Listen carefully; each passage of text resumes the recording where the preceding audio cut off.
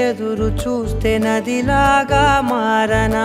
చైత్రమల్లె నువ్వు పూస్తే చిగురాకే అవ్వనా నన్నే వరించే యువరాజును అంట నీ యువ